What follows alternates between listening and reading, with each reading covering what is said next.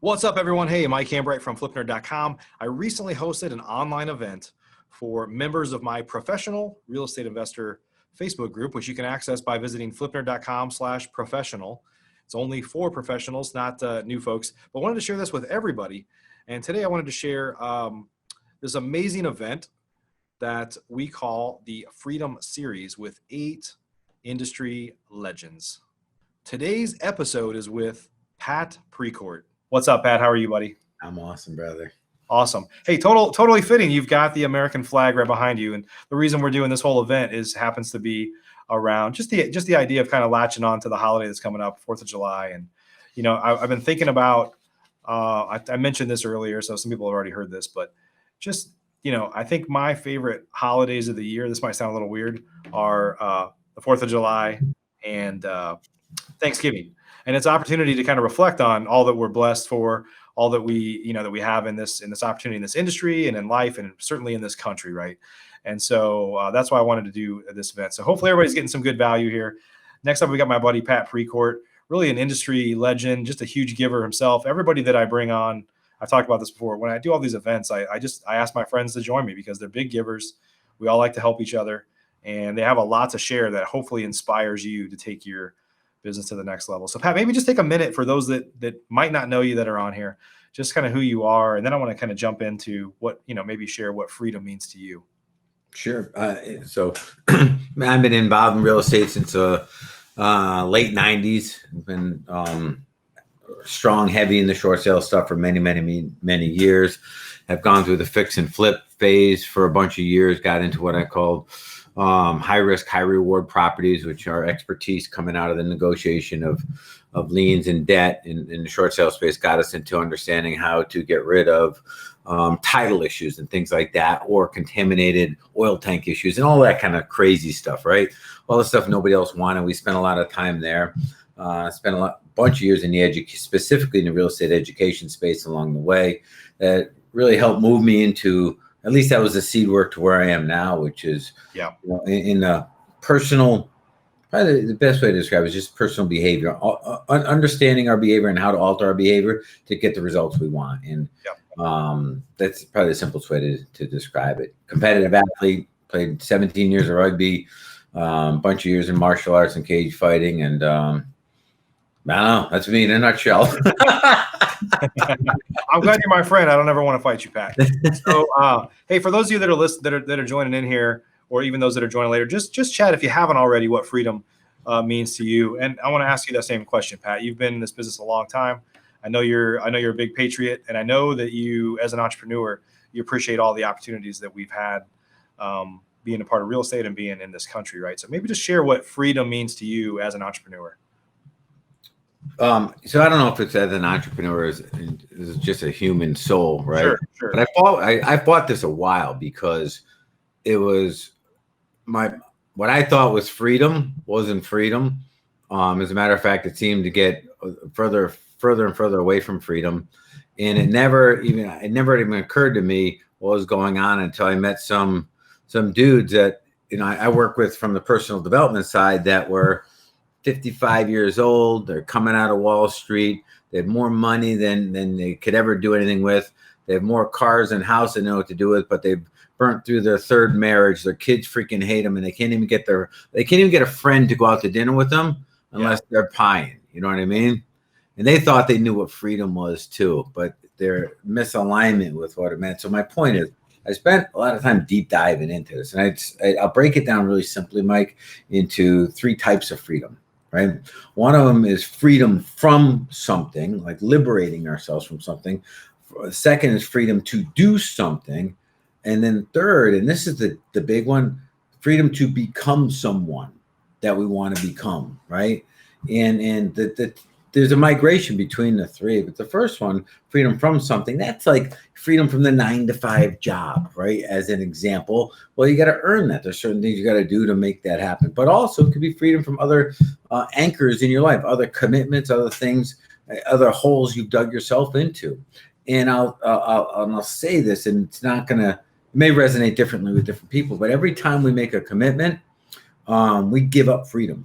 Every time we make a commitment, we give up freedom. So freedom isn't necessarily the holy grail of it all. And an example would be my marriage, right? Been married 27 years, 27 awesome years, but I'm not absolutely free if I made a commitment to marriage and one woman for life. Right. You see the balance there? Trade-off, right? It was a trade-off. Yeah, we have to appreciate kind of where those stand. So, the three pieces of freedom from something, freedom to something, and then freedom to become someone. And that part is what I focus on the most. Who do we want to become in order to have what it is we want to have in this world? Does that make sense when I explain it that way? For sure. Maybe elaborate on to become. So you and I both know there's a lot of people, and that's part of the reason I created this group. I know there's a lot of people that still want to take their business to the next level, whatever that means for them. Like we don't, you guys, we just had Jerry Green on here, and he's doing, he said he had 37 deals in the pipeline. He's doing 15, 20 deals a month. This is not one of those groups where it's like, hey, if you're not doing that, like, you're not, there's something wrong with you, right? Not at all. Everybody has different goals. Everybody has, a different vision, what they want their life to look like, right? And so it's not, that's not the goal. The goal is whatever your goal is to hit that. But maybe you could share, you and I both know there's a lot of people that have plateaued at some level that is not where they want to be. Maybe let's talk about, because you talked about the freedom to become that person, yet some people kind of hit a wall and they can't get there for some reason. Let's talk about that a little bit. Okay, so let's use it in context of, say, goals, right? If you're talking about plateauing and not being able to get up to the next goal or level or what tier, whatever you want to call it, right? So let's start with the idea that, and we'll spend a couple minutes here on goals, because it's just, we always talk about goals. Well, most goals never get even started, never mind achieved. And goals are a path to freedom. So we'll use it in that context, right? If you ever set a goal, any goal, the very first question we got to ask ourselves, and I'm assuming the goal is something that we haven't achieved yet. We're not there yet. We don't have it yet, right? It's beyond where we're at. That makes sense to be a goal. The first question we got to ask ourselves is not the how or the what, it's the who. Who do I have to become in order to deserve that end result? Because then what I mean by that is to have something you've never had, you've got to do something that you've never done, which means we got to first become someone we've never been.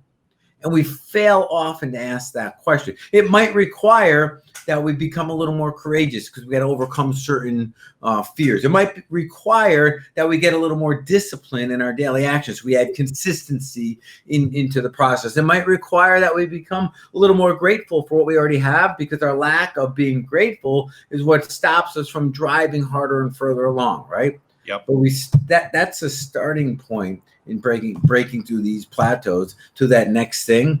And that's what I say the starting point. But first, as always, we're on goals. If you're at a plateau and you can't punch through it, and there's a thing here you want to get to, right?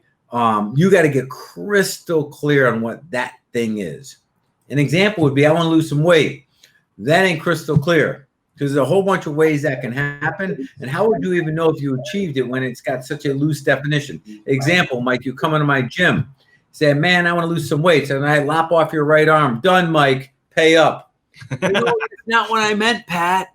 And it sounds like a very crude and kind of like a moronic example, but I see people go to their 50, 60 years old. They finally have their arm lopped off. And they're like, no, that's not what I meant, because I'm not feeling what I meant, what I wanted to feel. I'm like, yeah, you weren't very, very clear on your goals. What you wanted was to have a fulfilled life. What you ended up with was a life of achievement, lacking fulfillment, because we didn't get clear on what it is we really wanted. Now go back to the weight, losing weight. Pat, what I want is to lose 20 pounds. Good, Mike, but we're not there. All we can do is measure it now, but it still doesn't mean anything to you. What is 20 pounds? That's like saying, hey, I want to make $1 million. Money has no meaning. Weight has no meaning. Material things have no meaning. And without meaning, they're unachievable. Without meaning, they're unachievable. But when that same guy tells me, man, my marriage has been kind of on the rocks, and I think it's because I've lost my self-confidence. I feel like shit. I look in the mirror. I don't even like the guy looking back at me, and I want that mojo back because I want my wife back, and I want her to be happy to see the guy sitting across from, not just the way he looked, but the way he feels himself. All right, I can deliver you that, and we'll use the weight just to measure. But here's the power in this, right? when the going gets tough, and it always does in our achieving of goals, particularly if they're challenging goals, it always gets difficult. There's always problems along the way. It never goes with plan A, B, C, or D, right? We always need the next backup.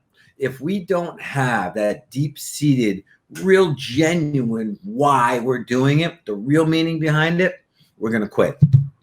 Don't have to ask me or believe me. Look at your own life and how many goals that have been quit in our lives, right? All of us, including mine, right? Without attaching the meaning. Then the third piece to it, once we've got clarity on where we want to go and we add a little meaning, a little fuel to it, is our level of commitment.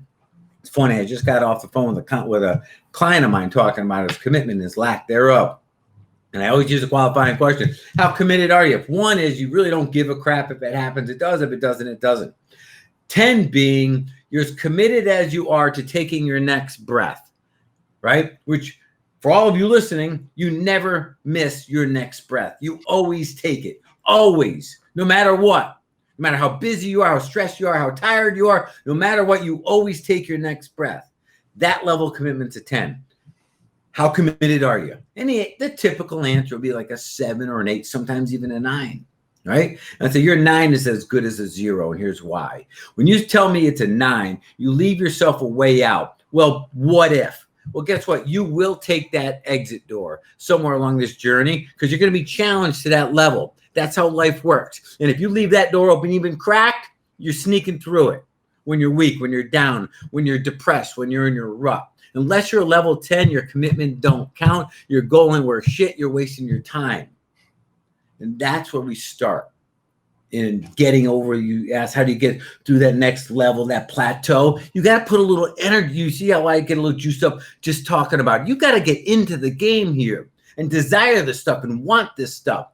And admit yourself, be honest with yourself. When you're looking at that goal, you're defining exactly what it is. If you're not feeling it, then it ain't your goal. There's 0 chance of you achieving. You might be looking for the quick fix to make yourself feel better in the moment. Oh, I set this new guru, big, hairy, audacious goal. Well, that's cute, but it ain't nothing more than that. Until you get full in, level 10 commitment, ain't happening. Here's the other thing about it, Mike. Whatever that goal is, I could take it, give it to you, gift it to you, and it wouldn't change a damn thing because of what we started with here. You didn't become the person you need to be in order to deserve the receiving of that goal. And it's not about the goal. The goal is a way to measure our change as a human soul, our change as a human being. That's what the goal does. That is if you're saying, what's the secret behind the secret? It's becoming the person you got to be to do the stuff you got to do to have what you want to have so that you can give back. That's the game. That's where the impact, that's where the fulfillment all takes place, right? But if I gave it to you, man, there is 0 opportunity for you to give wholly because it's not just about giving a physical thing. It's about giving of this. Does that make sense? Amazing, Pat. So one of the challenges I think a lot of real estate investors have is they get to a point to where they plateau out because the business is, they make more money than they ever have before. They feel like my needs are taken care of. And they don't have a lot of motivation to go above that. Like I'm comfortable, right? And the truth is if that's somebody's goal, there's nothing wrong with that, right? But I think a lot of us say we want more or we want to push higher, but sometimes the why, I guess kind of the why isn't strong enough, right? The reason that we're going to make that an 8 out of 10 is the level of commitment I have versus a 10 out of 10, because at the end of the day, it's not really going to impact my life. I mean, kind of maybe help us understand how to tie, because I think sometimes you can tie, like to hit a goal, you can. So sometimes people might say, look, I want to make more money so I can give more money to my church or do something from a charity standpoint, or I can do something, right? It's a tool, but it's not like I need to eat. Like you're kind of beyond this survival mode. And it's just like, I want to get to the next level. And the why might not be as strong enough as survival. If you kind of think of Maslow's hierarchy of needs, like you're not gonna die, but I still want to achieve that. Like how do you I mean, half-hearted attempts just don't work. So how do you manifest the desire if you're comfortable, right? Well, let's first appreciate, to your point, right? There's no shame in being comfortable. I'm not the kind of guy that would ever shame somebody for that. But let's throw in a couple like other pieces here. Discipline equals freedom. We've heard that 1,000 times, right? And I'd say put discipline, equal sign, freedom, and put a line through the equals. Okay, so let's just get clear on this piece of it so we can move on to the next discussion on this, right? Discipline does not equal freedom. If freedom is the freedom of choice, which is really what we're talking about over here, I'm sure some of your other guests said that, right? For choice to do what you want, when you want, with whom you want, for however long you want, that's the kind of normal freedom we kind of talk about. Discipline is just the opposite. Discipline is doing what you have to do when you have to do it, even though you don't want to. And it's very, very important takeaway here, because that kind of runs smack in the face of, well, do what you love and love what you do. Yeah, in a freaking fantasy world, right? Life doesn't always work that way. There's parts of what we love all the time, and there's parts we don't love so much. But as a collective, we love the overall outcome, the impact of what we're doing on the universe, right? So we can love this and even love some pieces in here and completely dislike other pieces in there, and us still be doing the exact thing we're supposed to be doing in the moment. Okay, so let's start with that. Now, let's also go back to, well, Pat, I'm comfortable. We've got to get really clear on what that means. Okay, and again, don't anybody take this as a shaming or anything like that. We are completely wired the opposite of staying the same. We need constant change. It's in our freaking DNA. And that'll constantly tug at us to not stand still, to constantly be evolving, getting better, making a bigger impact. Always. There'll be challenges with that, in that we might get tired in the journey. We might get a little scared along the way. We might have a big major setback and it scars us a bit. So we're better in our comfort zone. And then we'll start making, well, excuses as to why we're just comfortable. We're okay with the way we are. And this is the time to shine a bright light on our reality right now and understand what's going on, because it's very easy to get stuck here in the every day, the predictable, the certainty. Not that there's a lot of certainty out there right now, but every single time I've been confronted with, I just don't know what I want. I'm just comfortable. It's usually a result of that discomfort of change has been anesthetized so much that we can't feel the discomfort. And we can do that a bunch of different ways. We can do it through daily distractions. We can do it through drugs and alcohol and gambling and other crazy things. But the answer to your question is no, we're not comfortable. And if we're not feeling the discomfort of standing still, it's because we've creatively anesthetized, we've covered up that pain in the moment so we don't have to confront it. Yeah. Did that answer that for you enough to? Yeah, no, I think there's a lot of people that get, and I'm guilty of it too. It's like I get to a point to where like, I always aspire. This is one of the problems with entrepreneurs, a lot of entrepreneurs at least, we move the goal line all the time, right? So like I want to achieve this and I get to that point, or I don't, but I just like, I either move the goal line. Well, let me lower the goal because I don't think I can really hit that now. Or I achieve some accomplishment and I'm like, well, that wasn't as hard as I thought. So let me move it. So it's this constant, it's never a destination. It's like a journey, right? Mm-hmm. But I think that it gets harder to keep pushing it out as you grow your business. Once you get beyond your daily needs being met, your family's going to eat, you've got a nice house, you're doing things that are fine. A lot of people just start to, they feel like they should stretch higher. They give some half-hearted attempts. They don't meet there. They beat themselves up because they're not hitting it, but they're really giving it half-hearted attempts, right? Mm-hmm. You see it in contractors a lot. I mean, I've had contractors that are like, well, I made, more money up through October this year than I did last year, so I'm just gonna take the rest of the year off. It's like, as an entrepreneur, I'm like, what the heck? But, it's a real thing, right? People just start to get to a point to where they're like, well, I don't want that next goal as bad as I wanted the last one. And at some point you start to pull back, right?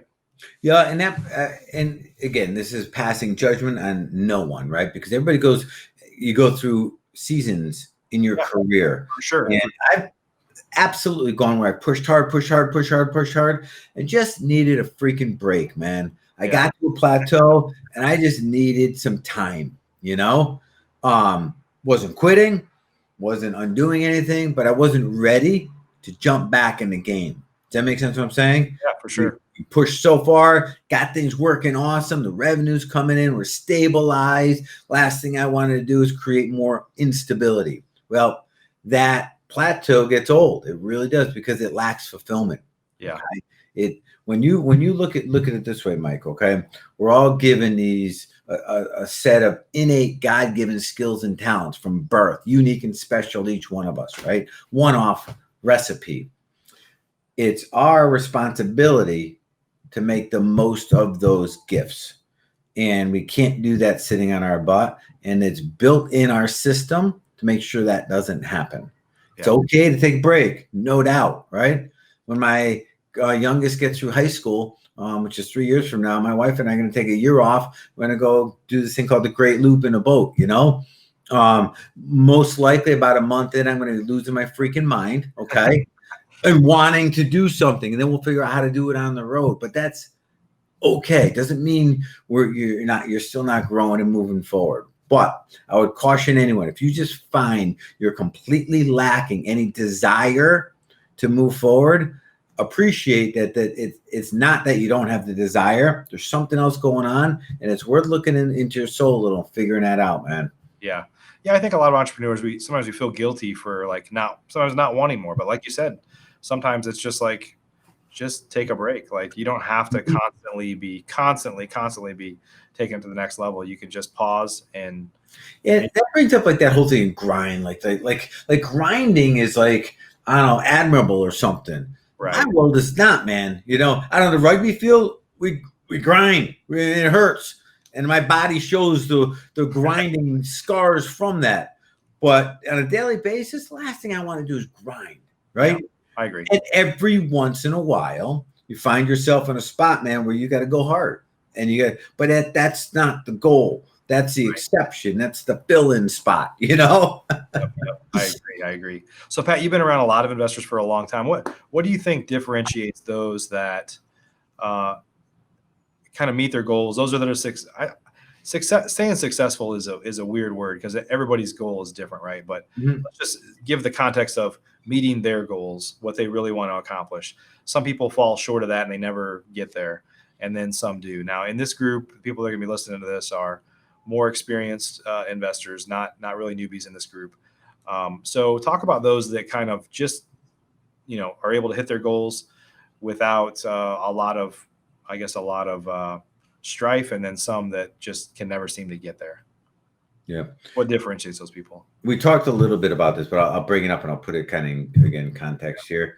One of the biggest differences, I'm sure, Mike, you've seen this 1,000 times, is when you come up upon a very intentional, clear human being, that is the same human being who constantly achieves the next level, because they're very intentional about it. And they're very crystal clear on where it is they're going. Anyone who lacks that intention or lacks that clarity kind of flounders a lot. And especially today, man, I don't know how many people I hear almost daily saying, Pat, man, I've never been so busy and I've never been less productive. I'm like, God. That's like telling me you're hopping your car to go on a trip, but all you're doing is driving in circles, right? That's exactly what's happening. And in our business world, that means we're not clear on what it is we're doing. Because if we're clear, we could reverse engineer a very specific plan to get there, and then turn our ass around and just start chunking them off one at a time. Right. But when we lack that clarity, we can't even put together a map. And then what we find ourselves doing, right, on a daily basis, is being busy, which is another form of a distraction. We find stuff to do. So at the end of the day, we can look back and say, we didn't sit on our ass all day. But the real question we should be asking ourselves is, how much progress did we make? And when we can't answer that on a daily basis, Mike, it's a time that we just got to go, stop. What is it that I'm working towards? And start with that piece right there. I put it in a trifecta. I know I'm almost out of time here, between a lighthouse, your boat, and your fuel for the boat. So your vision being your lighthouse, your mission is the way you're going to get to your lighthouse, and the fuel for your boat, that's your purpose behind it. The lighthouse, that's gotta be bright, shiny, always in one spot. So no matter how lost you get, all you got to do is look up, and you can repoint your ship towards that outcome. And that's what most entrepreneurs that flounder lack. Makes sense. Makes sense because and sometimes I think part of the problem is we talked about this a little bit today already. Social media, you use social media and you latch onto somebody else's goals or what somebody else has accomplished, right? It's easy to do these days to say, well, I want that too. It's like, well, why do you want that, right? Mm-hmm. One of the best things I've ever heard, I don't even know where, I can't even give anybody credit for it because I don't know where I got it from. It says, the best thing you could ever do is be the best in the world at something, which is at first an overwhelming thing to be challenged with, up and until you realize that if you just do you and do it the best you can, there's no one walking this earth that can do you as well as you. And the second I compare myself to Mike Hambright, and I start trying to be like Mike Hambright, even if I'm phenomenal at it, I'll be nowhere near as good as Mike at being Mike Hambright. And that's the truth. And that's the problem when we start comparing ourselves. And then it goes one step lower. Once I realize I can't be Mike Hambright, I start looking at what Mike Hambright has and what I have, and the gap in between, that stuff is called lack, what I don't have. And instead of focusing on where I want to go, I focus on where I can't go and what I don't have. And now it's a spiral going back downhill. Yep. We go all day on comparing and competing, but generally speaking, it's dangerous. The upside to it is when you look up to someone that you admire and you use that as inspiration to be the best version of you, but using them as kind of a stepping stone, if you will, moving you forward. That's a little different. Yeah, for sure. Awesome. Like me and Mike Hambright. Yeah. Well, Pat, hey, we're out of time, buddy. I definitely appreciate you joining us today. Always good to see you. Pleasure as always, dude. You do this all day long. Seeing you again soon in real person, hopefully, sometime soon. Yeah. Awesome. Pat, so thanks so much, buddy. We'll see you soon. All right. Peace. Been a pleasure. Here, buddy. Hey, I hope you enjoyed our Freedom series, which includes 8 shows with 8 talented real estate industry legends. How can we work more together? I help real estate investors in a few different ways. I'd love to help you get to know you better. And here's how. I run the Investor Fuel Mastermind. It is a leading mastermind association of America's top real estate investors. You can learn more about it at investorfuel.com. In fact, our next meeting is coming up very fast. If you go to investorfuel.com, you can learn more, schedule a call to talk with our team. The second way is I help real estate investors generate better leads. I'm the co-founder of an agency that we call The Investor Machine. You can learn more at theinvestormachine.com. We help take consistent and high quality lead generation off of your plate so you can focus on getting more of your life back and driving the business. The third way is I have a professional real estate investor network group. It's a free Facebook group for professional real estate investors only, not for newbies. I have a soft spot in my heart for newbies as well, and I'll talk about that in a second. But if you're experienced, if you're actively doing deals each and every month, you should check out our professional real estate investor network by going to flipnerd.com/professional. That'll redirect you to the right Facebook group. And last but not least, for the past almost 7 years, we've created over 1,500 video podcast shows, hundreds of blogs, lots of free training, all on flipnerd.com. You can go there and check it out.